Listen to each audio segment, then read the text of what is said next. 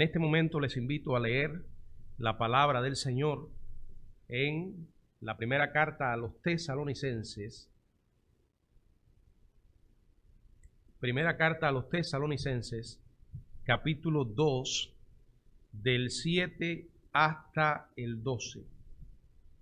Primera carta a los Tesalonicenses, capítulo 2, del 7 al 12.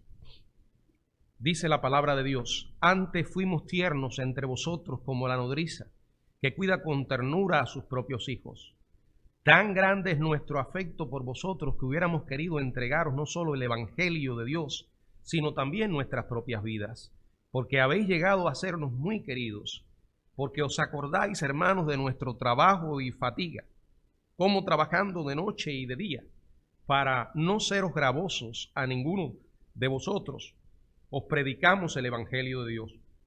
Vosotros sois testigos, y Dios también, de cuán santa, justa e irreprensiblemente nos comportamos con vosotros los creyentes. Así como también sabéis de qué modo, como el Padre a sus hijos, exhortábamos y consolábamos a cada uno de vosotros, y os encargamos que anduvieseis como es digno de Dios, que os llamó a su reino y gloria. Padre, gracias por tu poderosa palabra. Gracias porque ella es la fuente a través de la cual podemos beber para fortalecer nuestras vidas.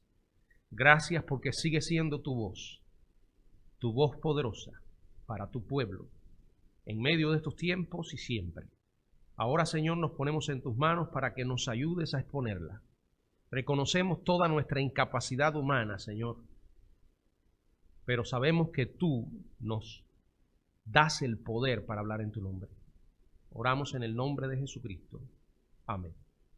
Bueno, el mensaje de esta mañana lo hemos titulado Ilustraciones del Discipulado, continuando con esta serie de sermones acerca de las cartas del apóstol Pablo a la iglesia de Tesalónica. El discipulado es parte de la responsabilidad de la iglesia. Es más, yo diría que ocupa el lugar central en la Gran Comisión. Si vamos a Mateo capítulo 28, allí dice claramente la Biblia: id y haced discípulos a todas las naciones. La iglesia recibe una comisión que debe llevar adelante, y es el discipulado. Es la gran oportunidad que tenemos cada creyente de cumplir su razón de ser como creyente. Algunos han tenido tradicionalmente el concepto de que son unos pocos los que hacen la obra de Dios: el pastor, los misioneros, ¿verdad? Sin embargo, lo que hacemos los pastores es proveer las herramientas para que la iglesia haga el ministerio. El ministerio es una obra que el Señor entregó a la iglesia, a cada cristiano.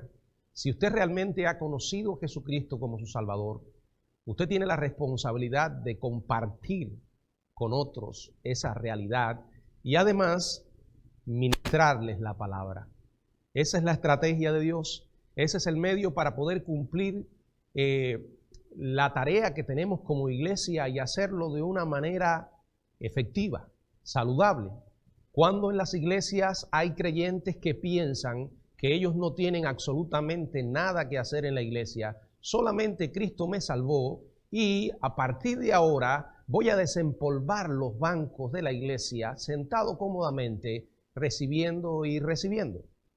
Bueno, una actitud como esa lo único que le va a proveer es que va a engordar, va a cebarse, pero eso no es saludable, ¿verdad? Si usted come y no comparte con otros, si usted recibe y recibe y no comparte con otros, amado hermano, usted está desobedeciendo la palabra del Señor.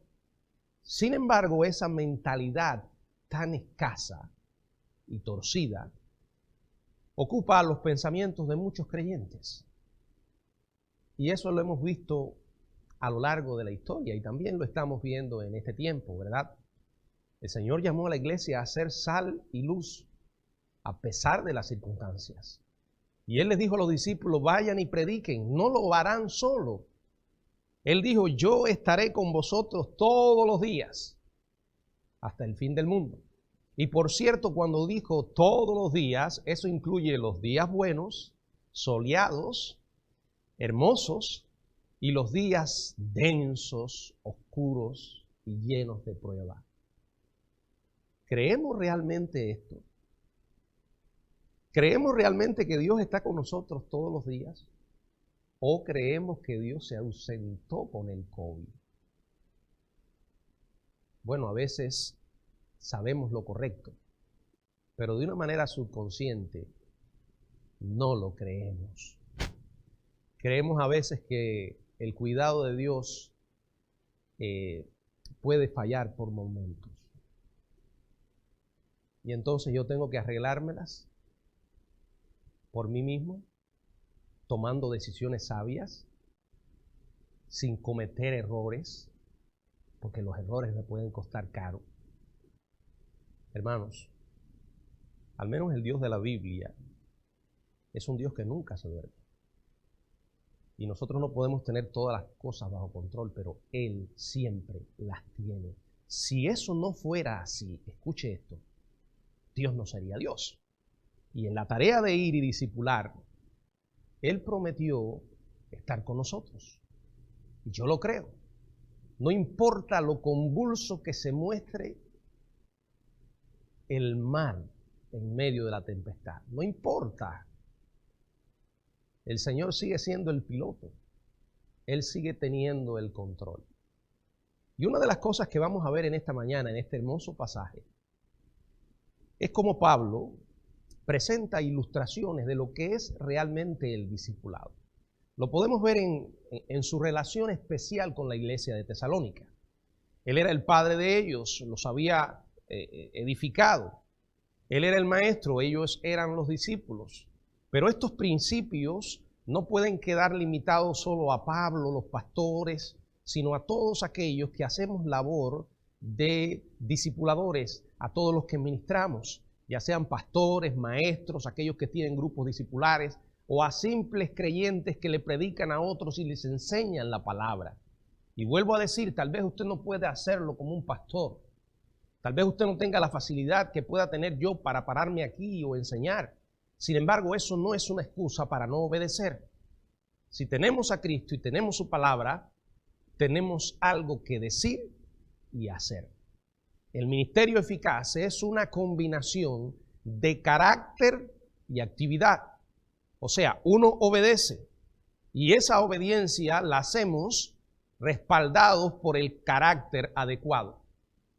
¿Cuál es el carácter adecuado? El carácter de Cristo. Una vida que ha sido transformada y que tiene la capacidad de vivir esa vida transformada. Alguien que realmente respalda con su vida lo que enseña. No significa que te vas a presentar como alguien perfecto, porque no lo eres, nadie lo es. Sin embargo, significa que tenemos que tomar muy en serio los desafíos de Dios, la obediencia a la palabra, porque es esencial para que otros sean impactados con el poder del Evangelio. Aquí el apóstol usa metáforas y en otros pasajes también lo emplea.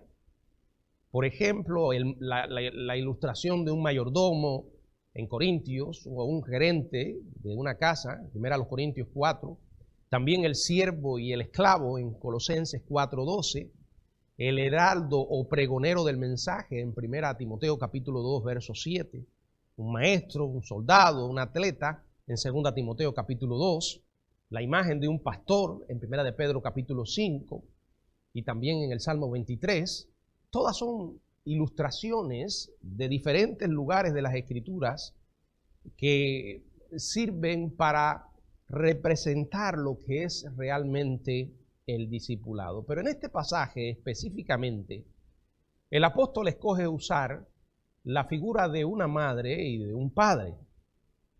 Yo creo que aquí es donde nace el concepto de padre espiritual y madre espiritual, que a veces nosotros usamos en nuestras relaciones cuando nos referimos a alguien que influyó en nuestra vida, ayudándonos a conocer a Cristo y a crecer en el camino de la fe. Por eso quiero que observemos estas dos ilustraciones y que las tomemos como nuestras para desarrollar esta responsabilidad que Dios nos ha dado. Y si en algún punto del camino no estamos siendo obedientes, este es el momento. Créanme, amados hermanos, Dios nos habla. Y cuando no le escuchamos, Dios suele hablar más fuerte. Dios no va a dejar que usted y yo permanezcamos de una manera indiferente a su voz. Cuando Dios dice algo, Él solo espera obediencia. Y aquí vemos que la responsabilidad en la obediencia está en el discipulado. Primero, una madre, en el capítulo 2, verso del 7 hasta el 9. En un momento iremos sobre cada uno de estos versículos. Así como las madres son esenciales para el bienestar de los hijos, los que ministran a otros deben hacerlos con ternura. Un hogar sin una madre puede ser cualquier otra cosa, pero no un hogar. Cuando Dios estableció la familia, puso al padre y a la madre. No puso dos padres y dos madres. Esos son abominaciones. El manual es claro. La enseñanza de la Biblia es específica. Ambos miembros son necesarios para tener una familia saludable. Y por eso Pablo emplea esta ilustración. Las madres son esenciales. Así que si los hijos quieren ser saludables, necesitan una madre. Los que ministran a otros también en cierta manera son como madres. ¿Y en qué? ¿En qué un discipulador, un maestro, un ministro de la palabra es una madre? Bueno, lo es en el sentido de que sirve con ternura, lo hace con afecto íntimo, con amor sacrificial y con trabajo desinteresado de una madre. Por eso es que la ilustración es de una madre. En primer lugar, ternura. Dice el verso 7, antes fuimos tiernos entre vosotros, como la nodriza que cuida con ternura a sus propios hijos. Pablo recordó a los tesalonicenses que ellos fueron, dice que, tiernos entre vosotros. A diferencia de muchos maestros que ellos habían conocido, quizás maestros itinerantes, Pablo y sus amigos predicadores fueron a Tesalónica a edificar vidas, no a explotarlas, como hacían estos falsos maestros. Ellos fueron allí con bondad. Y Pablo explica ese grado de ternura a los tesalonicenses comparándolo con ¿qué? Bueno, lo compara con una nodriza. Una nodriza que cuida, dice, con ternura a sus propios hijos. Aquí el énfasis es que cuida a sus propios hijos. No está hablando de una madre sustituta, pagada. No está hablando de una trabajadora social contratada unos días o por días, como hoy en día vemos. El apóstol dice que él exhibía los mismos sentimientos que una nodriza al cuidar de las necesidades espirituales de los tesalonicenses. Escuchen esto, hermano. La norma del liderazgo mundano es alcanzar los deseos del líder por medio de las personas.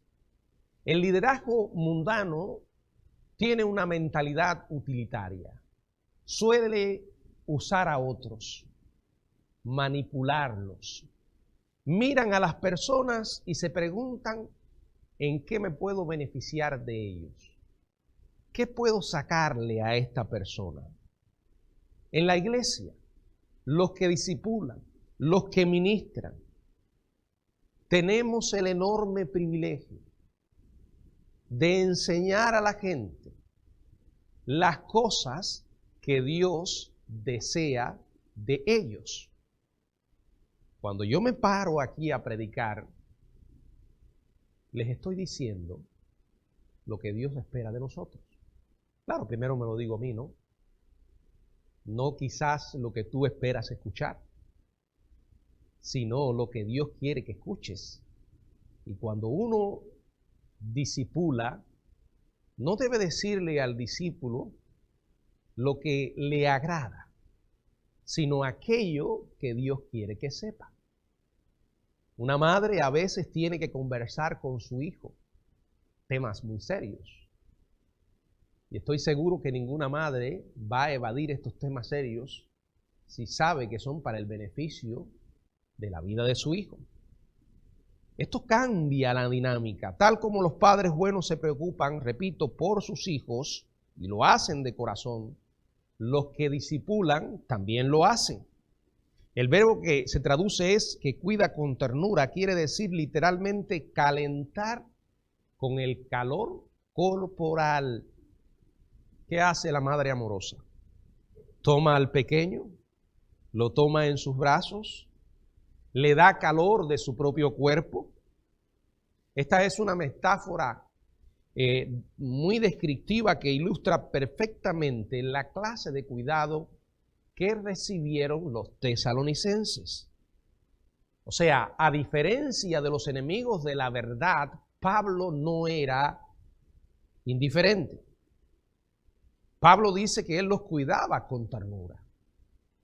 Y esa es la primera característica, ternura, de una madre espiritual. Segundo, afecto íntimo. Dice el verso 2, el capítulo 2, verso 8, tan grande es nuestro afecto por vosotros. Hermanos, aquí no solo está la palabra afecto, aquí dice tan grande.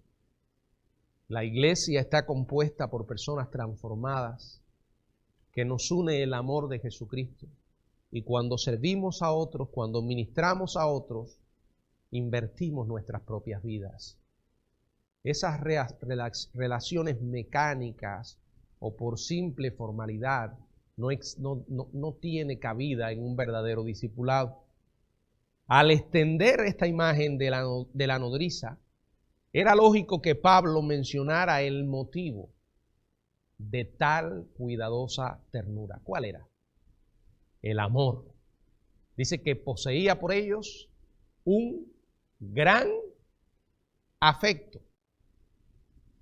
Una madre que carga en su pecho a su hijo tiene un gran afecto, un afecto único, un afecto que no se iguala en otros contextos humanos.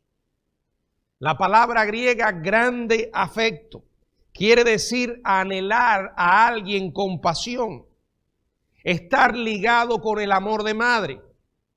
Pretende aquí expresar un afecto profundo que no puede sobrepasarse.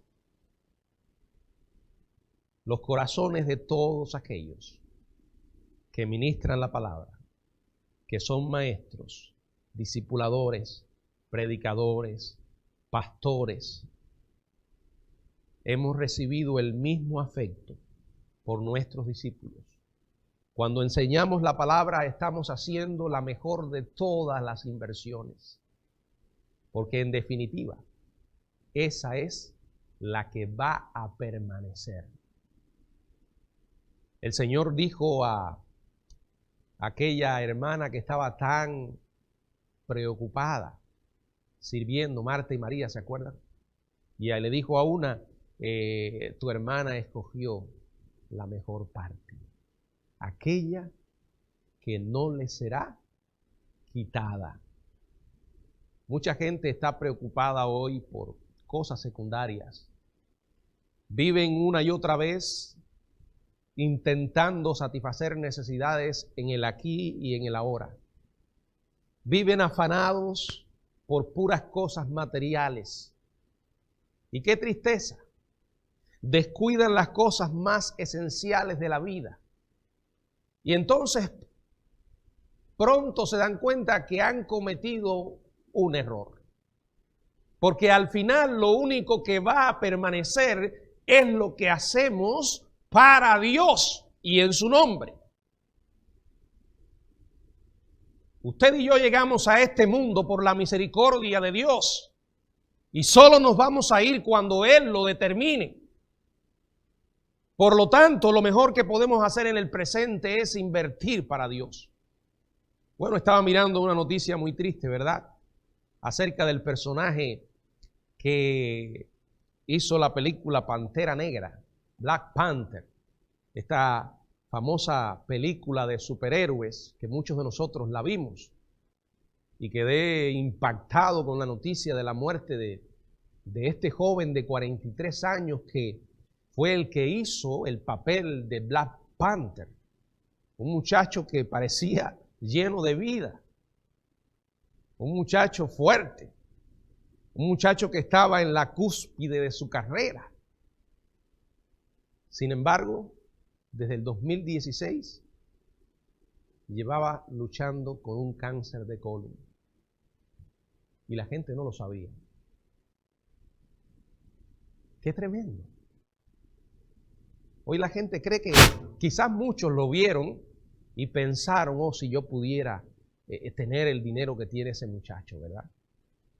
Sí, porque a veces vivimos en esa especie de burbuja, engañados, ciegos. Y de pronto el Señor en una cuestión de segundos, ¡pum!, aplica el alfiler que desinfla esa burbuja, llamándonos a la realidad de nuestra fragilidad humana y de cuánto necesitamos a Dios. Por eso Pablo vivía para Él. Por eso cuando estamos aquí, lo que hacemos para Dios al final es lo que queda. Los maestros invierten en la vida de sus alumnos, los discipuladores en la vida de sus discípulos, los pastores en la vida de sus ovejas.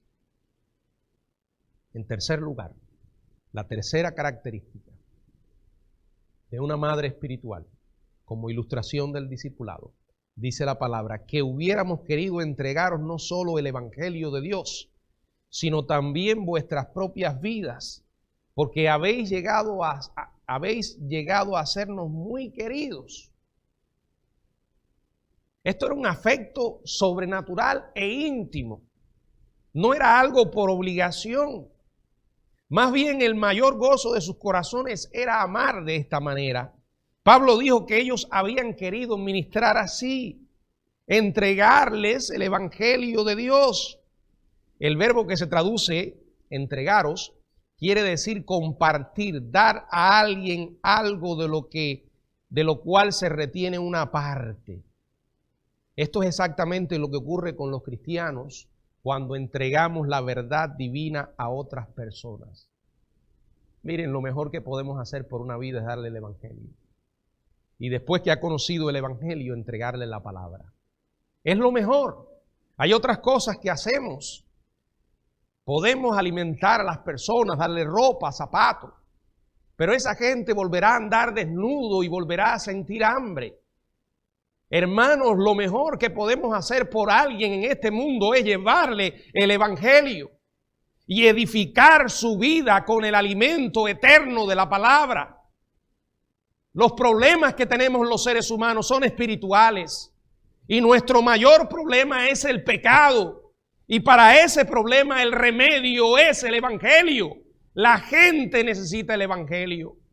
No podemos cifrar nuestras esperanzas en ideologías políticas. Hay algunos que viven enamorados de líderes políticos y algunos pecan porque los llegan a poner muy alto. ¿Y qué error cometemos? Cuando endiosamos a un ser humano pensando que puede resolver nuestros problemas.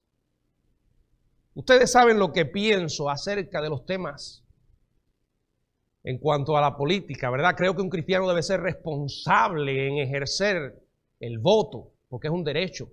Pero como he dicho otras veces, cuando un cristiano vota, no lo hace, hermano, no lo hace por un partido ni por un candidato.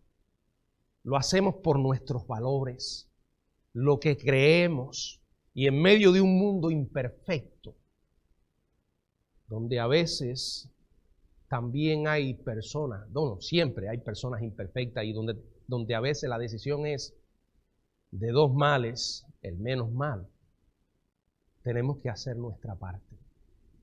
Pero saben, yo he aprendido a lo largo de los años que un error muy grave podemos cometer cuando ciframos nuestras esperanzas en los hombres o en cualquier cosa humana. No. Yo siempre he creído que como cristianos todos tenemos responsabilidades. Y esas responsabilidades no pueden ser cedidas escondiéndonos detrás de la fe. Sabemos que vino el COVID, usamos mascarilla, distanciamiento, pero Dios me guarde de creer, como algunos creen, que una miserable mascarilla y que una rigurosa observancia del distanciamiento me va a salvar de una epidemia. No, yo lo hago, ustedes saben la política que he tenido con eso, me han visto con máscara. Pero sigo estando plenamente consciente que mi cuidado y el de los hijos de Dios no depende de estas cosas humanas. Si usted está creyendo en que algo humano le va a proteger antes que Dios, usted está mal. En definitiva, hermanos, hemos visto muchas veces que todos nos equivocamos y que jamás tenemos las cosas 100% bajo control. Nunca tenemos control de nada. Y cuando llegamos a pensar que lo tenemos, Dios irrumpe en nuestra vida recordándonos que no es así. Él nos habla suavemente diciéndonos: voy cuidando de ti. Y cuando llegas a creer que tú eres el que te estás cuidando, Dios entonces te dirá: no, soy yo. Y ahora lo vas a aprender. Es como a veces he visto personas que están orando para que Dios los ayude en una cirugía, en una enfermedad, y después cuando son sanos, yo quiero dar gracias a Dios. A mí me atendió un médico excepcional. Oh, sí. Ese hospital tenía las mejores condiciones. No estoy diciendo que Dios no haya usado esos elementos, pero creo lo que dice la Biblia. Dios está por encima de todo, hermano. Y como mismo pongo el ejemplo de esto de las enfermedades y del COVID, pongo el ejemplo que mencionaba, el peligro de enamorarse, de idealizar a un ser humano. Me preocupa tremendamente a veces cómo hay cristianos que han perdido el rumbo.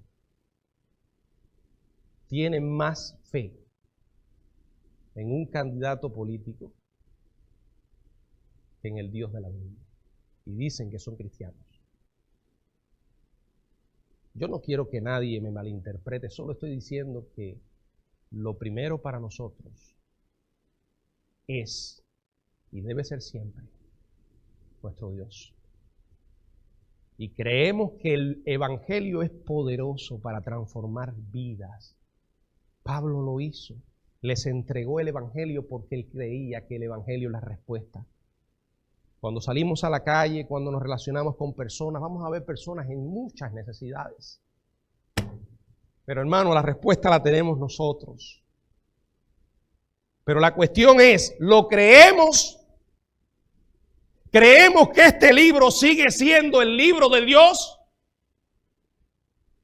¿Creemos que Dios sigue siendo Dios?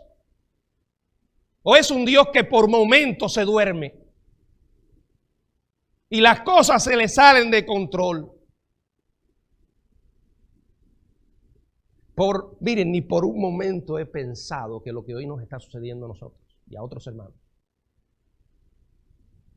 está provocando que Dios esté en un rincón del cielo, muy nervioso, sudándole las manos, y esto es una figura, y preguntándose: no estaba dentro de mis planes que el pastor de la iglesia El Camino se enfermara con COVID y varios hermanos. No, eso no estaba en mis planes. ¿Ahora qué voy a hacer? No sé ¿cómo puedo manejar esto? No, y lo que estoy aplicando a mi vida personal, lo aplico a cualquier situación de la vida, por grande e impresionante que sea. No podemos jamás perder el enfoque. Dios siempre es Dios. Y en nuestra vida no hay accidentes. Usted me ha oído esto muchas veces, lo he predicado muchas veces. No hay casualidades. Si eso fuera así, no habría Dios. El Dios de la Biblia es el Dios soberano. Y lo es, por cierto, siempre. Job tuvo que aprender esa lección al final, pero la aprendió bien. Un hombre que conoció el extremo del sufrimiento. Amados hermanos, servimos al mejor que podemos servir. Y somos embajadores del mejor a quien podemos representar. Y tenemos el mensaje más poderoso y transformador que podemos entregar. Pablo dijo, yo hubiera querido darle mi vida, nosotros, porque ustedes han sido muy queridos, pero les entregó, dice él, el Evangelio. Hubiéramos querido entregaros no solo el Evangelio, dice él, les entregó el Evangelio, también sus propias vidas. La cuarta característica de una madre espiritual es trabajo desinteresado. Dice el verso 9, porque os acordáis, hermanos, de nuestro trabajo y fatiga, como trabajando de noche y de día para no seros gravosos a ninguno de vosotros, os predicamos el Evangelio de Dios. Esta es la descripción de un hombre que no está jugando a ser cristiano. No es alguien que está en la bobería. Fíjense como dice, verso 9, nuestro trabajo y fatiga, como trabajando de día y noche para no seros gravosos, os predicamos, y nuevamente dice, el Evangelio de Dios. Aquellos que ministramos, estemos sostenidos o no por una iglesia, porque la Biblia lo enseña, no lo hacemos por lo que la iglesia nos da, y Dios nos guarde. Y aquellos que quizás no son sostenidos por una iglesia, los hermanos que trabajan, que enseñan en el cuerpo de Cristo, discipulan a otros, lo hacen por amor a Jesucristo. Cuando usted le lleva el Evangelio a alguien, usted lo hace por amor a Jesucristo. Porque esa es la motivación esencial que tenemos en todo lo que hacemos. Eso yo lo he visto en la difícil labor de discipular. Siempre en las iglesias, los que discipulan son un grupito pequeño. Porque los demás no quieren salir de su área de comodidad. Yo sé que es difícil. Es difícil cuando usted tiene que invertir su tiempo en enseñar la palabra a otra persona. Yo sé que es difícil cuando a veces sufres decepciones, cuando la persona no valora tu tiempo. Y muchos se desaniman y abandonan. Por eso la gente dice, sí, es bueno discipular, pero no dicen, yo estoy aquí para hacerlo. Si hay alguien que quiere aprender, pastor, la palabra, yo estoy aquí. Si hay una vida que ha sido ganada para Jesucristo y necesita ser edificada, yo estoy aquí. No, la mayoría de las iglesias están llenas de espectadores. Multitudes en las gradas, mientras un pequeño grupo se bate en el terreno dando la vida. Eso es muy triste. O la iglesia aprende, o el Señor va a aplicar mayor presión. Si somos hijos de Dios, Él no va a dejar que nosotros salgamos con la nuestra sin obedecerlo. El líder espiritual que ministra lo hace como una madre espiritual. Y repito, lo hace con ternura, con afecto, con amor desinteresado. Y Pablo emplea la otra ilustración, el padre y también espiritual. Varias cosas de un padre nos ilustran el discipulado. Primero, el padre como modelo. Verso 10. Vosotros sois testigos, y Dios también, de cuán santa, justa e irreprensiblemente nos comportamos con vosotros los creyentes. Disculpen, voy a tomar un poco de agua. Se me había olvidado.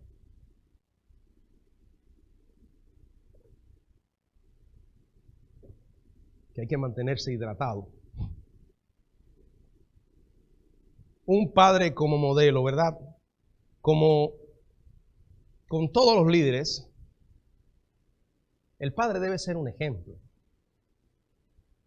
Es el que establece la norma de la integridad virtuosa en la familia.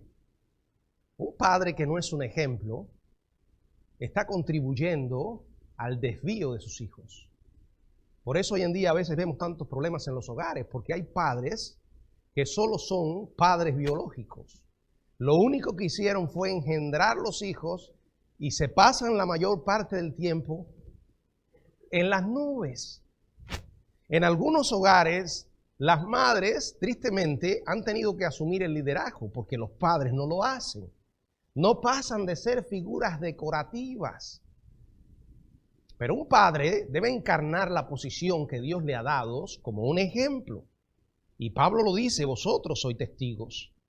Y no solo ustedes, Dios también, de cuán santa, justa e irreprensiblemente se comportaron él y sus amigos con ellos. Él había presentado su vida. En esta labor de discipular, aquellos que hacemos el trabajo, sabemos que siempre tenemos un desafío personal. Y que todos los días vamos a Dios y le decimos, Señor, yo sé lo que dice tu palabra.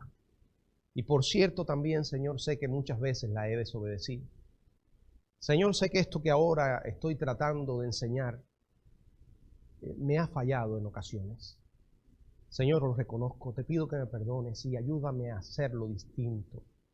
Que yo pueda encarnar esta verdad, no de manera perfecta, pero que aquel que estoy enseñando sepa que estoy tratando. Esa es la idea. Al igual que los hijos, deben ver en los padres que ellos están tratando. Pero el peor error que cometemos es que cuando estamos discipulando a alguien o enseñando a alguien y ellos ven en nosotros un defecto, por alguna razón nos lo dicen, algo que les preocupa, tratemos de justificarlo. O tratemos simplemente de que miren a otra parte. ¡Qué error! ¡Qué error! De la misma manera que es un gran error en el hogar, cuando nuestros hijos a veces nos señalan ciertos fallos. Que ya yo he dicho, ellos son muy buenos para eso, sobre todo cuando están pequeños. No sé si a usted le ha pasado, ¿verdad? Pero con una transparencia tremenda te miran a la cara y te dicen, pero tú estás fallando en esto. No, tú te equivocas, tienes que respetarme porque yo soy tu padre, yo soy tu madre. Muy mal. Si te está diciendo la verdad, lo correcto es decir, perdóname, tienes razón. Primero, le estás transmitiendo el mensaje de que eres un ser humano. Segundo, y como ser humano te puedes equivocar. Pero tercero, le estás enseñando que eres capaz, lo suficientemente capaz, para reconocer tus errores. Y eso fortalece la vida espiritual de aquel a quien enseñamos. Porque si algo la gente está cansada hoy es de hipocresía. De que la gente se muestre ante otros como el ser inmaculado que no comete errores. Déjese de cuento. Usted es tan humano como yo y mete tanto la pata como la meto yo. Todos cometemos errores. Y Dios está muy enterado de ellos. Y la transparencia en la relación discipular es esencial. No importa el nivel en que se esté dando. En la iglesia, en los grupos pequeños, en el mismo hogar, cuando los padres discipulan a sus hijos. Fíjense cómo él dice cuán santa, justa e irreprensiblemente santa. Enfatiza la vida ante Dios de Pablo, Silas y Timoteo. Justa se refiere al trato justo bajo la ley divina de los hombres para con Dios y otras personas. Y fíjense, irreprensible tiene que ver con su reputación ante las personas. Eran padres espirituales ejemplares en todo aspecto y se mostraban como una norma para seguir. En segundo lugar, el padre como maestro, dice el verso 11. Así como también sabéis de qué modo como el padre a sus hijos, exhortamos y consolábamos a cada uno de vosotros. Verso 12. Y os encargábamos que anduvieseis como es digno de Dios. Como el padre a sus hijos, expresa la función normal de un padre preocupado por el bienestar de sus hijos. Un padre es un maestro, un discipulador es alguien que enseña. Dice, exhortábamos. Viene de la palabra griega parakaleo, literalmente significa llamar cerca. Viene de la palabra parácletos, que es el que viene a tu lado a ayudarte. Es uno de los títulos del Espíritu Santo. Y el apóstol se refería al que acude al lado de los hijos con el propósito de ayudar, dirigir e instruir sabiamente como fuente de conducta del carácter. A veces las exhortaciones pueden ser duras. A veces puede costar. Pero si el amor es la base, hay que hacerla. Dice, consolamos, alentar, dar consolación. Es una clave para el crecimiento espiritual a pesar de los obstáculos. Y dice además a cada uno. Un padre se preocupa por exhortar y consolar a cada uno de sus discípulos, de sus hijos. Asimismo, aquellos que ministramos. Hay momentos difíciles, ya lo mencioné. Conversaciones que cuestan entre los padres y los hijos. Pero no por eso dejamos de tenerlas. Porque si amamos, el amor rehúsa la indiferencia. El amor se niega a mirar a otra parte. El amor se mete en el asunto. Intenta ayudar. Tú no puedes ver la vida de tu discípulo irse en picada y no intentar hacer algo. En tercer lugar, el Padre como productor dice que anduviese como es digno del que os llamó a su reino y gloria. Como un padre cuya meta es la sabiduría madura de sus hijos, aquí Pablo concluye su exhortación afirmando que un padre espiritual continuará esforzándose hasta que produzca hijos e hijas que anden como qué, como es digno. ¿Digno de quién? Digno de Dios. Esa es la meta del discipulado. Esa es la meta de la vida cristiana. Es glorificar a Dios. Él es el modelo. No glorificamos a los hombres, no exaltamos a los hombres. El desafío es llegar a ser dignos de Dios. Aquel que nos ha llamado a su reino y gloria. Tenemos un llamado. Tenemos un destino. Vamos a llegar. Y es nuestra responsabilidad enseñar a la gente cómo hacerlo. Algunos se van a resistir. Por momentos te vas a preguntar, ¿valdrá la pena? Siempre valdrá la pena.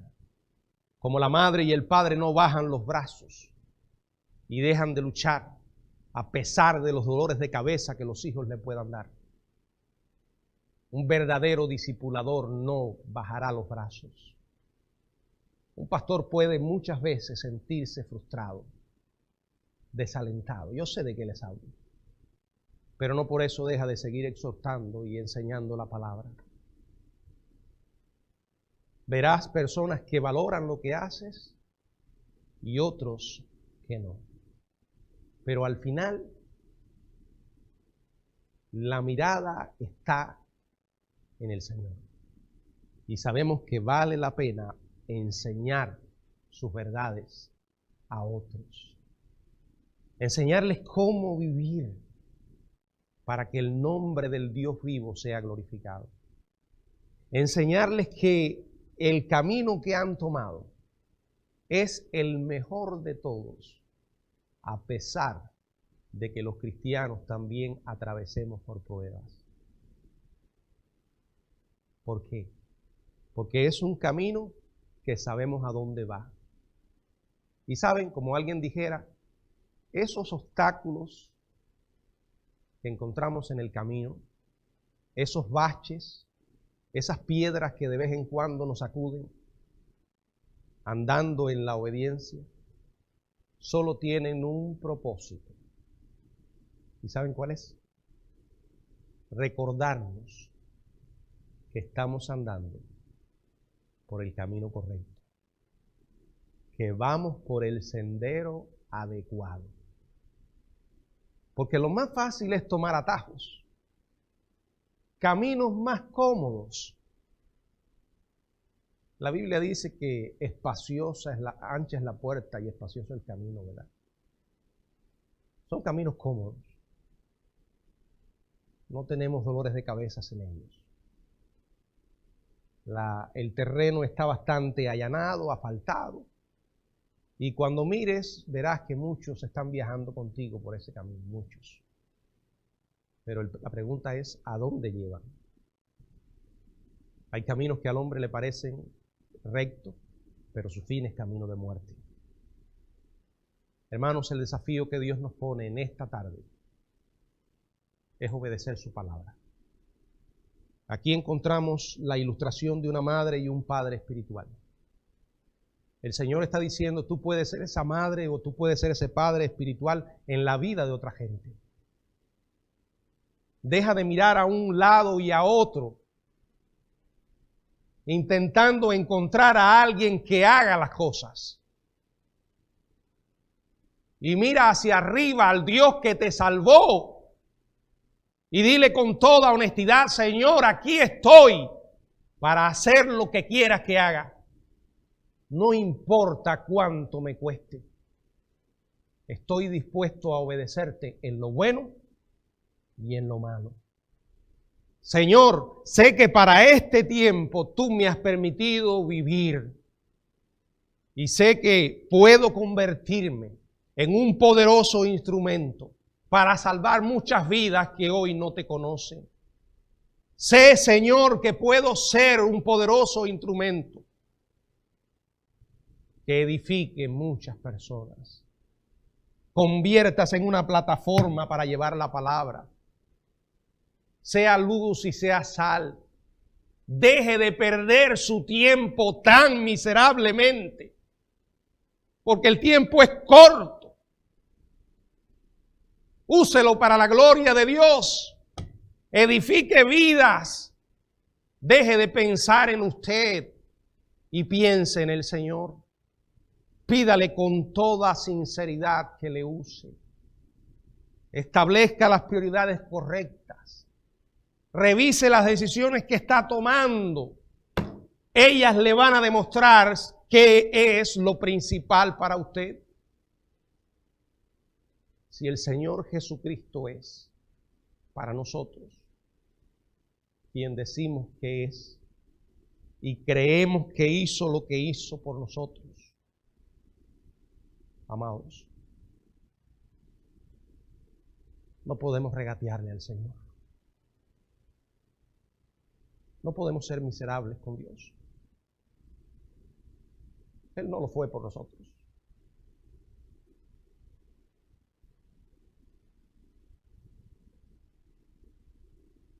Él entregó a su Hijo sin miseria. Dice la Biblia y emplea esta palabra, no escatimó a su propio Hijo. Si mi vida tiene sentido hoy, es gracias a Cristo. Sin Él, créanme, hermanos, la vida no tendría absolutamente ningún sentido. Y me preguntaría muchas veces, ¿vale la pena vivir? No, sin Jesucristo no vale la pena vivir. Lo que hace a alguien es meramente existir. Así hay muchos hoy que llegan a enceguecerse por los espejismos de este mundo y corren hacia ellos para de pronto descubrir que es un engaño. ¿Cuánta gente está así hoy? Y una y otra vez Dios le está recordando al hombre que la vida se va y se va rápido, que la vida es frágil. Y qué bueno es que cuando el Señor determine llevarnos, que nos encuentre haciendo exactamente lo que nos ha pedido. yo creo que no hay mejor manera de irse. Si no tienes a Jesús, déjame decirte, la vida que estás llevando se te hace cada día más difícil y se te hará más difícil. Hoy saldrás del COVID y mañana vendrán otros peligros, que los hay y seguirán existiendo. Pero cuando tengas que enfrentarlo, piénsalo por un momento. ¿Hacerlo solo? ¿Solo? Pero si vienen peligros, qué bueno es saber que el Dios Todopoderoso está con nosotros. Qué tremendo, hermano. Esa esperanza no tiene precio. Que el Señor nos bendiga.